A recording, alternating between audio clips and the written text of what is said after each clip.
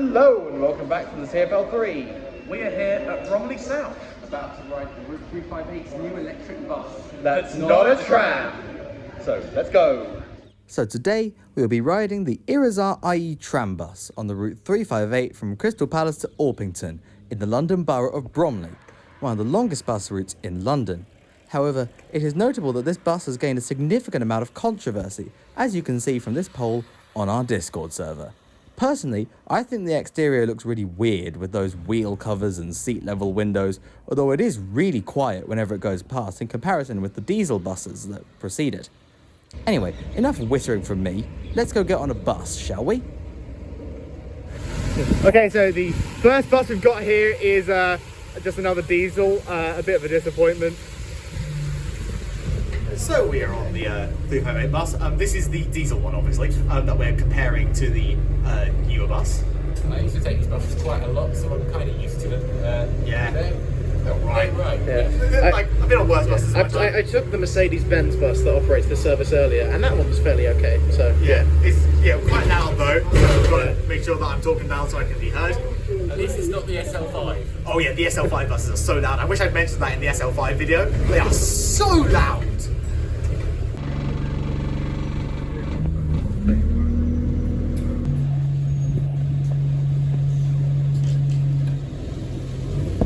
Bus is here, just around the corner, and it is the electric one. Let's go.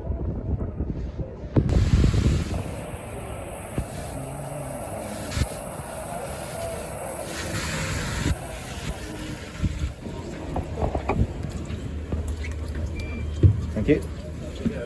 Alrighty, first thoughts? For us? Okay, we're a 3, so might as well. First thoughts, guys? It's a bus that goes through the roof. It is certainly one of the buses of all time. The door to board is too small. Yeah, agreed. There's no reason there should be a single door. yeah. Right, your thoughts, Hugh?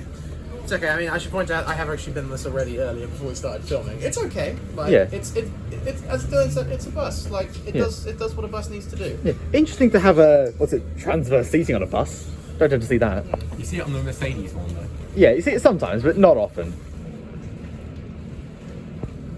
We've got this tube information, which no other London bus has. The status board should say South East and Southern Thames Link and Overground because that's the services it connects with, and that's perfectly possible to do. Yeah, it's a bit weird that they've got up there. It's not up at the moment, but they've got the London Underground status indicators, which is all well and good, except for the fact that this bus doesn't connect with any underground lines. Yeah, some of these buses have regular USB and USB-C chargeables. I'm going to test this on my phone. It works. Always good to see. So one very interesting thing about this bus is that no other bus in London has that it's got leather seats. All the other buses in London have got wooden seats, and they're fairly comfy, which is nice. Yeah, I'm liking them. You liking them? Yeah, my bottom feels lovely. Do it. Subscribe. Do it now. And like the video. Please.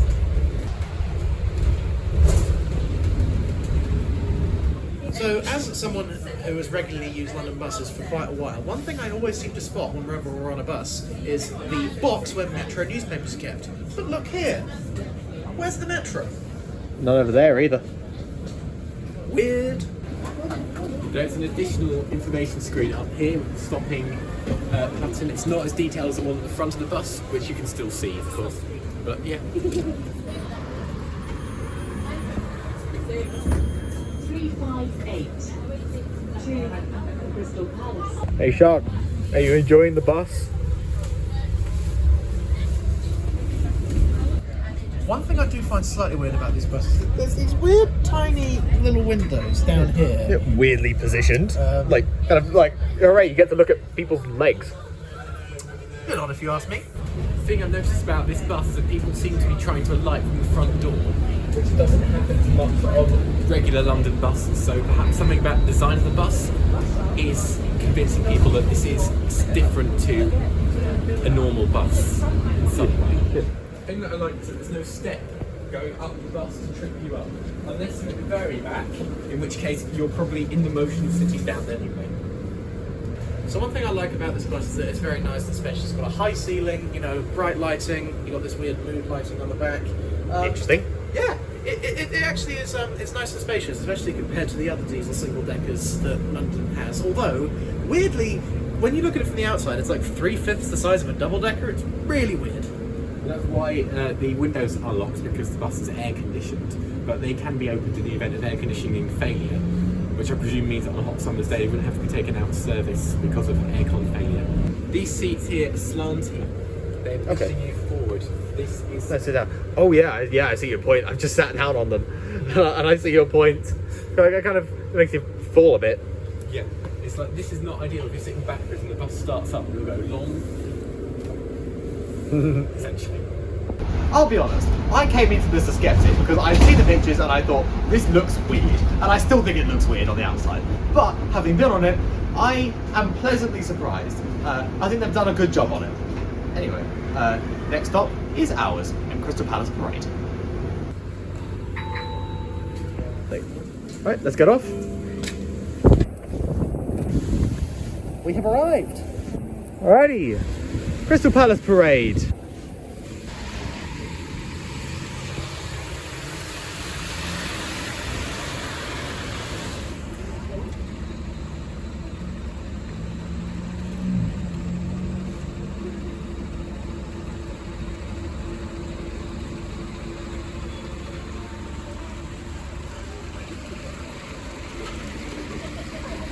So the bus has just been put onto charge here at the terminus at Crystal Palace. They can only charge it at either end of the route, which is a bit weird.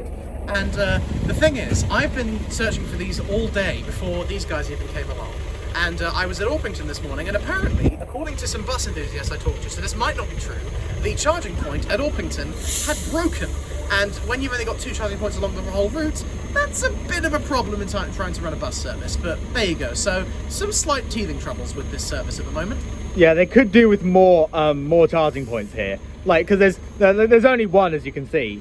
But if they had like 2 or 3 at each end, then that would be better.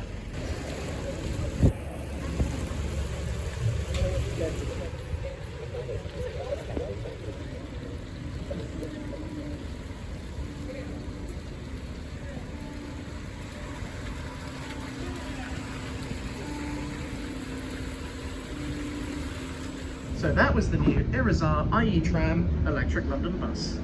So, in conclusion, is it all as cracked up to be? Well, there's been a few teething troubles, but overall, I quite like it. I think it's a very good bus. Thank you for watching, and we'll see you in the next one.